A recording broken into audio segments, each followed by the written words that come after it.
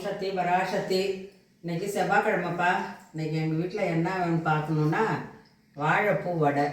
ஏன்னு கேட்டிங்கன்னா என் பேத்தி காலையிலேயே கீரை வாழைப்பூலாம் வந்துச்சு. உள்ளார இருக்கலாங்க இந்த கீரையில் நான் கீரை வாங்கினேன். ஆயா வாழைப்பூ இருக்குது, வாங்குங்க ஆயா, வாழைப்பூ வடை செஞ்சு கொடுங்க, இன்றைக்கி அம்மாவுக்கும் நம்ம வச்சு படைக்கலாம் வழிபாட்டில் அப்படின்னு சொன்னேன். அதனால் நான் வாழைப்பூ வாங்கியிருக்கப்பா. வாங்க, வாழைப்பூ வடைனா ரொம்ப பசங்களுக்கெல்லாம் நல்லா பிடிக்கும். அதை எப்படி செய்கிறேன், அந்த ரெசிபி எப்படி இருக்கணும் உங்கள்கிட்ட காட்ட போகிறேன். வாங்க அதையும் பார்க்கலாம். மொறுன்னு நல்லா காரமான வாழைப்பூ வடை ரெசிபி செய்கிறேன். வாங்கப்பா பார்க்கலாம். வாழைப்பூவை அது உள்ளே இருக்கிற நரம்பு தொப்புல எல்லாம் எடுக்கணும். அதை நான் க்ளீன் பண்ண போகிறேன். வாழைப்பூ வடைக்கு என்னென்ன செய்ய போகிறேன்னு வந்து பாருங்கப்பா. ஆனால் இப்போ ஆடி மாதம் பிறந்துடுச்சு. ஆடி மாதம்னாலுமே அம்மனுக்கு தெய்வத்துக்கெல்லாம் ரொம்ப உகந்த நாள். எங்கள் ஊரில் பார்த்தீங்கன்னா இங்கே துர்க்கை அம்மன், வேப்பமரத்துக்காளி, மாரியம்மன் கோயில் எல்லாமே பார்த்தீங்கன்னாப்பா துர்க்கை அம்மனுக்கும் வேப்பமரக்காளிக்கும் இங்கே காளிலாம் நல்லா ஆடும், விசேஷமாக இருக்கும் பாருங்க. அப்புறம் மாத கடைசியாக இங்கே வந்து மகமாய் கோயிலில் வந்து தீமிதி இருக்கும். அது நல்லா ஆடி மாதத்தில் விசேஷம். எங்கள் குலதெய்வ கோயிலையும் நல்லா விசேஷமாக இருக்கும். உங்கள் ஊர்லலாம் இப்போ ஆடி மாதம் பிறந்துடுச்சிங்களா, அவங்க ஊர்லாம் என்ன விசேஷம், தெய்வத்துக்கெல்லாம் என்ன கொண்டாடுறீங்கன்னு எனக்கு அதையும் கமெண்டில் சொல்லுங்கப்பா. வந்து இந்த வாழைப்பூ வடைன்னு கேட்டிங்கன்னா என்னன்னு பார்த்தீங்கன்னா, எங்கள் வீட்டில் வந்து எங்கள் அப்பா வீட்டில் வாழை தோப்பு, நிறைய தோப்பு. அதனால் எப்போ பார்த்தாலும் உங்களுக்கு இப்போ தான் எல்லா பூவும் வருதுப்பா. அப்போ பார்த்தீங்கன்னா பூவும் பூலாம் ஒன்றும் செய்ய மாட்டோம், தூக்கி போட்டுருவான்.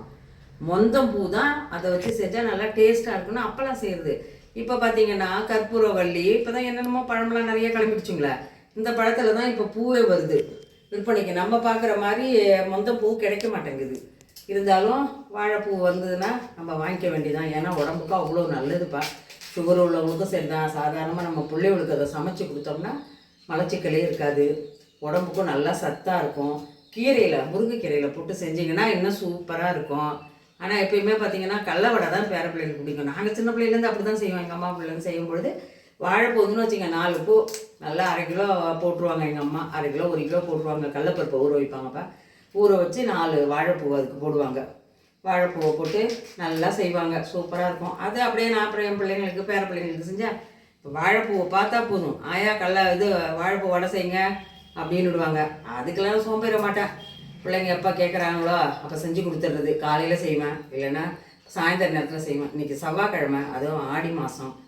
அது என்னன்னு பார்த்தீங்கன்னா நம்ம அம்மாவுக்கு வச்சு வழிபாடு செய்யலாம் அப்படின்னு சொல்லிட்டு எனக்கு அது ரொம்ப ஆசை. ஏன்னா நம்ம அம்மா சாப்பிடணும் அப்படிங்கிற ஒரு எண்ணம் வந்துடுதா நமக்கு. அதனால் இப்போ செய்ய போகிறேன். அதையும் தாண்டா இப்போ செய்கிறதுக்கு இதை சுத்தம் பண்ணுறதுக்கு க்ளீன் பண்ணிக்கிட்டே இருக்கிறேன். எங்கள் வீட்டில் பார்த்தீங்கன்னா எங்கள் வீட்டில் மகமாய் கோயில் உண்டு, சொந்த கோயில் எங்கள் வீட்டில். அது ஆடி மாதம் வந்துச்சுன்னா விசேஷம், பெரிய விசேஷம்ப்பா. செடல் மரம் ஏறுவாங்க. செடல் மரம் ஏறி அது மேலே ஏறி கெடாலாம் சுற்றி வரும்பா. அது பெரிய நல்லாயிருக்கும் பார்க்குறதுக்கே. அப்படியே கெடா தனியாக கொக்கி போட்டு முதுகில் தூக்கிடுவாங்க செடலில் வச்சு. அப்படியே 3 சுற்று வருவாங்க பாருங்கள். அந்த கெடா அப்படியே எல்லாரையும் பார்த்துட்டு வரும். நல்ல விசேஷமாக இருக்கும். நாங்களும் எங்கள் ஊர்லேயும் மகமாய் கோயில் இருக்குது, பிள்ளையார் கோயில் இருக்குது. அதுக்கு கடவள்ளிக்கு தான் எல்லாம் சேர்ந்து ஊரே எல்லாம் சேர்ந்து கூழ் காய்ச்சுவோம், மாவுளுக்கு போடுவோம். பிள்ளையார் கோயிலுக்கும் மகமாய் கோயிலுக்கும். ஆனால் மகமாய் கோயிலில் தான் கூழ், கஞ்சி, சக்கரை பொங்க, மாவுளுக்கு மாவு. பார்த்திங்கன்னா அன்றைக்கி நல்லா ஜகன்னு எல்லாம் மாவுளுக்கு சட்டியில் மாவுளுக்கு போட்டு கொண்டு வந்து கோயிலில் வந்து கொண்டாந்து வச்சு விளக்கு ஏற்றினோடனே பார்க்குறதுக்கு அப்படியே கண்கொள்ளா காட்சியாக இருக்கும்டா. அவ்வளோ ஒரு அழகாக இருக்கும். அது சுத்தமாக உரிச்சிக்கணும்ப்பா. இதை உரிச்சு எடுத்துகிட்டு வந்து பார்த்தீங்கன்னா அந்த நுனி குருத்து இருக்கும் பாருங்களேன், அதை பொம்பளை பிள்ளைங்களுக்கு கொடுங்க. நல்லது, உடம்புக்கு நல்லது, வயிற்றுக்கெல்லாம் புண்ணெல்லாம் ஆற்றும். நான் எப்பயுமே பாருங்களேன், சின்ன பிள்ளையிலேருந்து நாங்கள் வாழைப்பூ வெட்டி போட்டாலும் முதல்ல அந்த நுனியை எடுத்து சாப்பிடுவோம். எதுன்னு காட்டுறேன் பாருங்கள். இதை பாருங்கள், இந்த நுனியில் எடுத்து பாருங்கள். தின்னீங்கன்னா துவர்ப்பு இருக்கும், டேஸ்ட்டாக இருக்கும். இது வந்து எல்லாத்துக்கும் உடம்புக்கு, வயிற்றுக்கு, பொம்பளை பிள்ளைகளுக்கு நல்லது. இது எல்லா பிள்ளைகளுக்கும் கொடுக்கலாம். ஆம்பளை பிள்ளைங்க சாப்பிட்லாம், பொம்பளை பிள்ளைகளுக்கு ஆனால் நல்லது. வயிற்றுக்கெல்லாம் புண்ணு ஆற்றும், வயிற்றுக்கு நல்லது. ஏன்னு கேட்டிங்கன்னா பிள்ளைங்களுக்கு வந்து வயிற்றில் வந்து சரியாக சாப்பிட மாட்டேங்குதுவோ, வயிற்றில் நாக்குப்பூச்சிலாம் இருக்குது, அதுக்கு வந்து இதை சாப்பிட்லாம்ப்பா. இது வந்து எனக்கு கேட்டிங்கன்னா துவர்ப்பும் இருக்கும், இனிப்பும் இருக்கும். அதனால் அந்த பூவை எப்பயுமே அந்த நுனி எப்போ பறித்தாலும் சரி தான், நீங்களும் சாப்பிட்லாம், எல்லாருமே நம்ம சாப்பிட்லாம். பிள்ளைங்க திங்க பிடிச்சா பிள்ளைங்க திங்கிட்டோம், இல்லையா அதை தூக்கி அப்படியே அரிஞ்சு அதில் போட்டுறாதீங்க. இதை மட்டும் தனியாக எடுத்து பச்சையாகவே சாப்பிடுங்க, நல்லாயிருக்கும். எங்கள் அம்மா அப்படி தான் கொடுப்பாங்க எங்களுக்குலாம். அரிஞ்சாங்கன்னா நாங்கள் போய் கிட்ட இதுக்கிட்டே குத்திருப்போம். இந்த வாழைப்பூ நுனியை வாங்குறதுக்குனே போய் உட்காந்துருப்போம். அதை வாங்கி நாங்கள் நான் சாப்பிட்டுட்டு வருவேன். அதேமாரி இப்போ நம்ம செய்யணும்டா. எப்போல்லாம் எது செஞ்சாலும் அப்போ பார்த்தீங்கன்னா பிள்ளைங்களுக்கு எது செஞ்சாலும் அப்போல்லாம் அம்மாலாம் வீட்டில் இருப்பாங்க, நமக்கெல்லாம் செஞ்சு கொடுப்பாங்க. இப்போ பிள்ளைங்கள்லாம் படிச்சுட்டு அவங்கவுங்களும் வேலைக்கு போகிறாங்க. பிள்ளையோட பார்த்துக்கிட்டு அதுங்களுக்கு என்ன பிடிக்குது என்ன திம்பாங்கன்னு சொல்கிறது கூட அவங்க பிள்ளைங்களுக்கெல்லாம் இப்போ நேரம் இல்லை. காலையில் கற்கல எழுந்துச்சி சமைச்சு வச்சுட்டு கிடுன்னு வேலைக்கு போயிட்டு வந்து நைட்டு வந்து அவங்க திருப்பி இருக்கிற பாத்திரத்தை கழுவி திருப்பி டிஃபன் செஞ்சு சாப்பிட்டுட்டு படுத்துட்டு திருப்பி காலையில் எழுந்திரிக்கணுமா? குடும்ப கதையும் பேச முடியாது.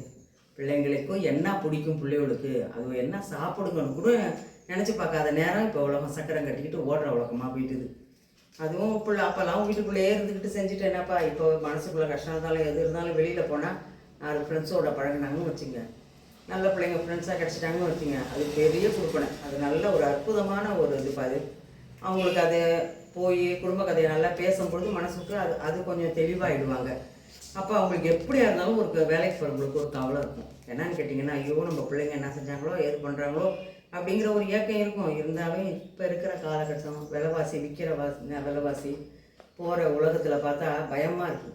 இப்போ 2 பேரும் சம்பாரிச்சாதான் வண்டியை ஓடும், இல்லைன்னா ஒன்றுமே பண்ண முடியாதுப்பா. அதனால தான் இப்போ எல்லா பிள்ளைங்களும் பொம்பளை பிள்ளைங்களும் படிச்சுட்டு அழகாக வேலைக்கு போகுது. அதெல்லாம் அழகாக தான் இருக்குது. நம்ம எப்பயுமே வீட்டில் நம்ம செஞ்சிகிட்ருக்கோம். ஆனால் அவங்களாம் வெளியில் போய் வேலை செய்கிறாங்க. நம்மளும் காலைல சக்கரத்தை கட்டிக்கிட்டு வீட்டில் காலையில் 4 மணிக்கு ஏந்திரிச்சோம்னா அதுலேருந்து நைட்டு 10 மணிக்கு பிள்ளைகளுக்கு என்ன, நம்ம புருஷனுக்கு என்ன பிடிக்குது, வர்றவங்களுக்கு என்ன செய்யணும், டீ போட்டு கொடுக்கணுமா, காஃபி போட்டு கொடுக்கணுமா, அவங்கள்ட்ட எப்படி பேசி அனுப்பணும் அப்படிங்கிற நிர்வாகம் இப்போ நமக்கும் ஓடிட்டுருக்கு. நம்மளும் வீட்டில் எல்லாம் சும்மாலாம் இல்லைப்பா. இதுதான் பெரிய வேலை. வர்றவங்கள இது பண்ணணும், அவங்களுக்கு பிடிச்சதை செய்யணும், நம்ம பிள்ளைங்களுக்கு பிடிச்சது நம்ம புருஷனுக்கு செஞ்சது, நம்ம மாமியாருக்கு பிடிச்ச மாதிரி செய்யணும், மாமனாருக்கு செய்யணும். இப்போல்லாம் கூட்டு குடும்பம் இல்லை, இருந்தாலும் மாமனார் மாமியார் வச்சுருக்கவங்களாம் இவ்வளோதையும் நம்ம வீட்டில் இருந்துட்டு சிந்தனை பண்ணிகிட்டு இருக்கோம். அவங்க மனசு கஷ்டப்படக்கூடாது, அடுத்தவங்களுக்கு இந்த விஷயம் ஏதாவது பிரச்சனைனா தெரியக்கூடாது. எல்லாத்தையும் வீட்டில் இருக்கிறவங்களுப்பா நிறைய சிந்தனைகள், நிறைய ஓட்டங்கள் ஓடும்.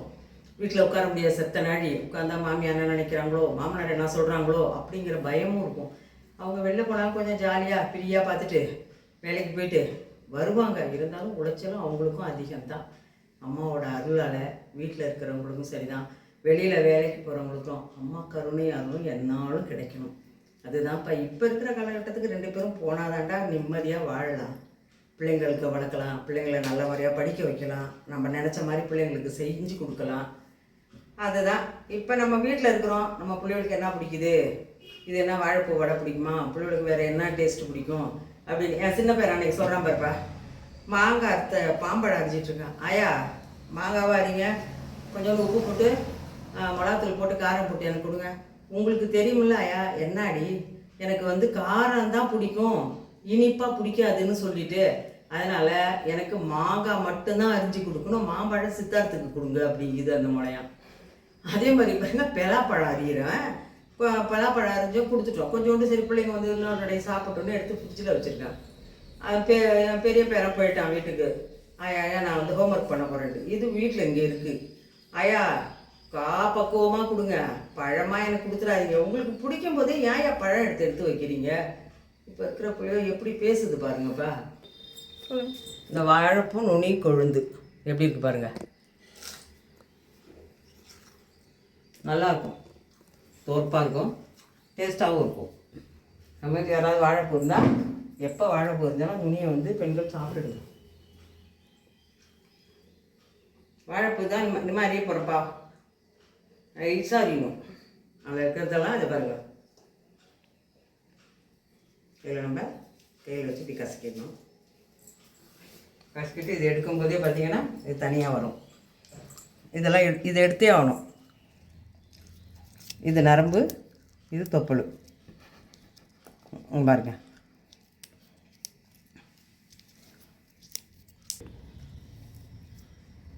அப்புறம் தனியாக வேலை செய்கிறவங்களாம் அப்படி தான் சீக்கிரம் செய்யணும். ஏன்னா இதை எடுக்கும்போது இதை மட்டும் எடுக்கக்கூடாது. இதை எடுத்தால் இதை பாருங்கள், இது தொப்புள்னு சொல்லுவாங்க அப்போல்லாம். இது நரம்பு, இது தொப்புள். ஆனால் 2யும் எடுத்துடணும்ப்பா. இது வேவாது. அதில் தேன் இருக்குமே இருக்குதா? வாழைப்பூவை வாழைப்பூ சுத்தம் பண்ணிட்டுப்பா நைஸாக அரிஞ்சிட்டு நான் ரெசிபியை உங்ககிட்ட காட்டுறேன். வடைக்குப்பா என்னென்ன பொருள்னு காட்டுறேன் வாங்க. பெருஞ்சீரகம், நல்லா காரத்துக்கு பச்சை மிளகா, 2 பச்சை மிளகா, பெரிய ஸ்பூன் 1 ஸ்பூன் பெருஞ்சீரகம், 1 துண்டு இஞ்சி, உப்பு.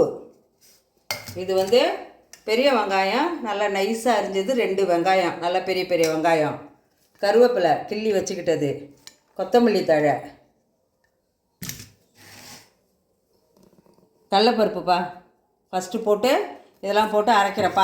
ஒரு பெரிய வாழைப்பூவுக்கு இந்த டம்ளரால் 1 டம்ளரு 3/4 டம்ளர் கடலப்பருப்பு. அதை என்ன செய்யணுன்னா ஒரு 2 மணி நேரம் ஊற வச்சுக்கணும். ஊற வச்சு நல்லா வடிகட்டிடணும். வடிகட்டி சல்லடையில் போட்டு வடிகட்டிடணும். அதுக்கு கூடவே 1 ஸ்பூன் பச்சரிசி மாவு. அப்போ தான் கொஞ்சம் முறுமுறுப்பாக இருக்கும். இப்போ எல்லாம் போட்டு மிக்சியில் அடிக்க போகிறோம் பாருங்கள்.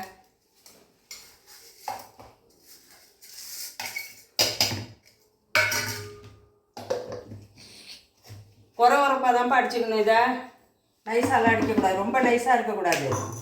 நைஸாக இருந்தால் குறப்பாக இருக்காது.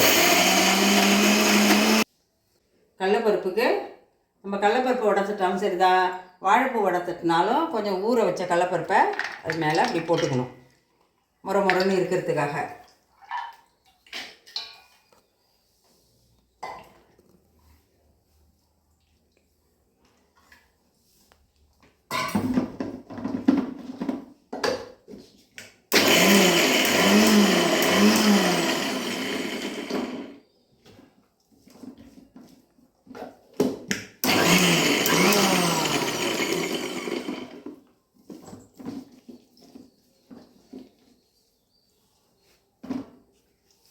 இதுதான் பதம். இது எப்படி இருக்குது பார்த்தீங்களா? பாதி உடச்சோம், முக்கால்வாசி அப்படியே லைட்டாக இருக்கணும், நைஸாக ஆகக்கூடாது, ரொம்பவும் இருக்கக்கூடாது. அதுக்கு தான் நம்ம கொஞ்சம் கடலப்பருப்பு மேலே போட்டிருக்கோமாச்சா. இதை அப்படி போட்டுட்டு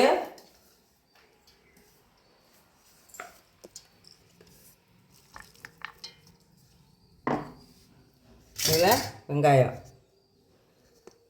வெங்காயத்தை நல்லா அப்படியே கட்டி இல்லாமல் நல்லா பிசைஞ்சு விட்டுடுங்க. போடும்போதே நல்லா கையால் இப்படி பிசைஞ்சு விட்டுட்டு கருவேப்பிலை அதையும் நல்லா அப்படியே கிள்ளிட்டு போட்டுக்கணும். இதில் பார்த்திங்கன்னா கொத்தமல்லி தழை ஏன்னு கேட்டிங்கன்னா கொஞ்சம் நல்லா வாசனையாக இருக்கும். இதில் நல்லா பெரிய டேபிள் ஸ்பூன் 1 ஸ்பூனு பச்சரிசி மாவு வச்சுருக்கேன். கடல மாவுலாம் போடக்கூடாதுப்பா, இதுக்கு பச்சரிசி மாவு தான் போடணும். ஏன்னா சில பேர் கேட்பீங்க கடல மாவு போடலாமாம்மா அப்படின்னுட்டு. பச்சரிசி மாவு தான் நல்லாயிருக்கும். வாழைப்பூ எடுத்துகிட்டு வரேன். என்னன்னு பார்த்தீங்கன்னா வாழைப்பூ அரியும் பொழுது, வாழைத்தண்டு வாழைப்பூ அரியும் போது ஒரு குண்டானில் தண்ணி எடுத்துக்கிட்டு அதில் தயிர் கொஞ்சம் ஊற்றிக்கணும். 1 ஸ்பூனு தயிரோ இல்லை மோர் ஊற்றிக்கலாம். அப்படி மோர் இல்லைன்னு வச்சிங்களேன், ஒரு 1/2 ஸ்பூன் எண்ணெய் போட்டுக்கலாம். அந்த கரை எல்லாம் அப்படியே அந்த தண்ணியில் கக்கிடும், நல்லா விளேன்னு இருக்கும். இதை நல்லா மஞ்சத்தூள் போட்டு கழுவி வச்சுருக்கேன் பாருங்கள். தண்ணியை நல்லா அலசிட்டோமாச்சா, நல்லா புழிஞ்சிடணும்.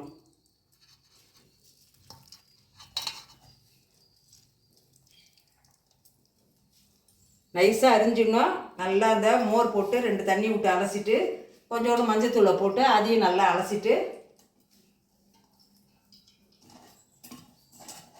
நான் வாழைப்பூ வடைக்கு இப்படி தான்ப்பா செய்வேன் பாருங்கள்.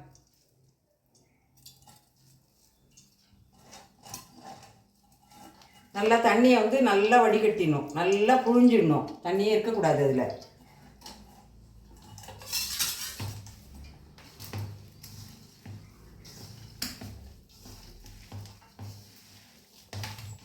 இதை பிசையிற பாருங்கள். இதுதான் வாழைப்பூக்கு.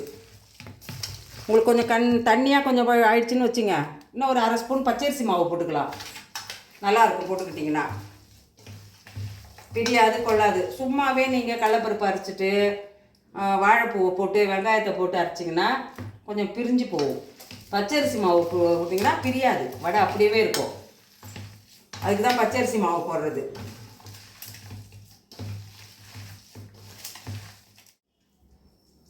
இதை மாதிரி உருண்டையாக பிடிச்சி வச்சுக்கணும். நம்ம கடல வடை உருண்டையாக பிடிச்சி வச்சுக்கிட்டு தான் தட்டி போடுறோம். அதே மாதிரியே நமக்கு எந்த சைஸ் வேணுமோ அந்த சைஸுக்கு தகுந்த மாதிரி உருண்டையாக பிடிச்சிக்கணும். இதுதான்ப்பா நம்ம வாழைப்பூ வடைக்கு போடுறது இதுதான். இப்படி போட்டிங்கன்னா தான் நல்லாவும் இருக்கும், டேஸ்ட்டாகவும் இருக்கும்.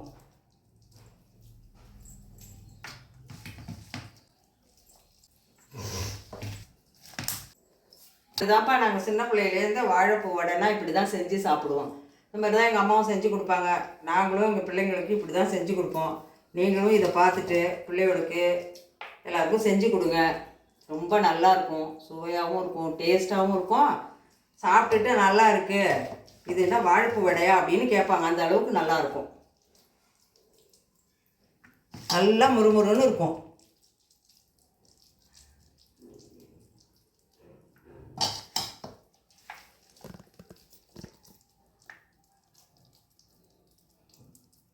காலையில் டிஃபனாக செய்யலாம். டிஃபன் சாப்பிடுதுலாம் பிள்ளைகளுக்கு இட்லி பொங்கல் அப்படி சாப்பிடும்போது செஞ்சு வைக்கலாம். இல்லை சாயந்தரம் ஒரு 4 மணிக்கெல்லாம் பிள்ளைங்க ஸ்கூல் விட்டு வேலைக்கு போயிட்டு வர்றவங்களுக்கெல்லாம் இதுமாரி செஞ்சு கொடுத்து ஒரு டீ போட்டு கொடுத்தீங்கன்னா சூப்பராக இருக்கும்.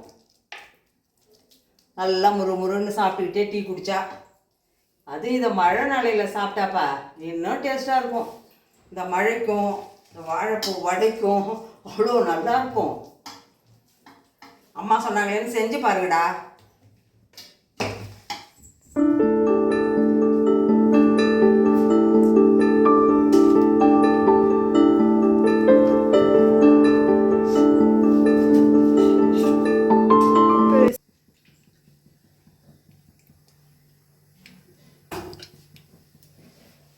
பின்னாடி சவுண்டு கேட்குதுப்பா, கொஞ்சம் அட்ஜஸ்ட் பண்ணிக்கங்க. இதை போடுற பாருங்க. இந்த மாதிரியே இந்த உருண்டையை அப்படி தட்டணும். மெலிசா தட்டிட்டு எண்ணெயும் ரொம்ப காயவும் கூடாது, திட்டமாக இருக்கணும். அப்படி எண்ணெய் காய்ஞ்சதுன்னா அடுப்பை அடக்கி வச்சுருங்க. திட்டமாக வேகும் பொறுமையாக. இல்லைன்னு வச்சிங்களா மேலே செவந்து போயிடும், உள்ளே சொப்பு சொப்புன்னே இருக்கும்.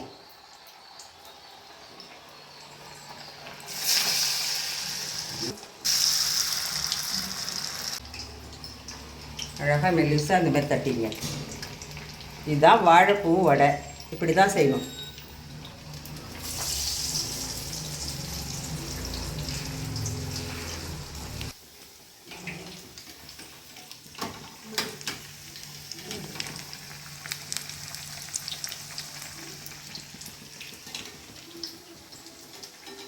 நல்லா ப்ரௌன் கலரில் வந்தவுடனே திருப்பி விடுங்கப்பா.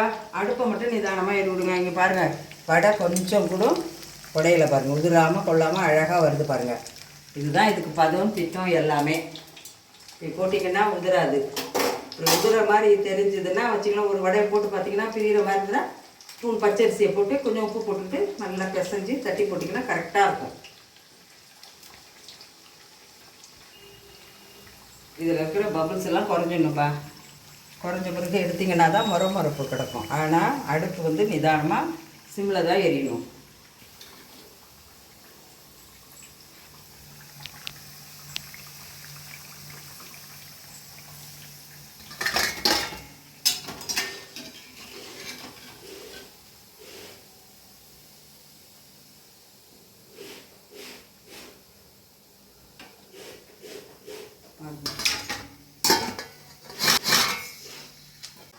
அம்மாவுக்கு வழிபாடு செய்கிறதுக்காகப்பா வாழைப்பூ வடை ரெடி ஆகிடுச்சு. இது ரெடி ஆகிடுச்சுப்பா. இது அம்மாவுக்கு வச்சு வழிபாடு செய்கிறதுக்கு. இனிமேல் வாங்க அம்மாவுக்கு போய் நான் அலங்காரம் பண்ணிவிட்டு வழிபாடு செய்கிறத காட்டுறேன். சொல்லுங்க. இப்போப்பா முறுமுறுன்னு வடைய எப்படி இருக்குது பாருங்க.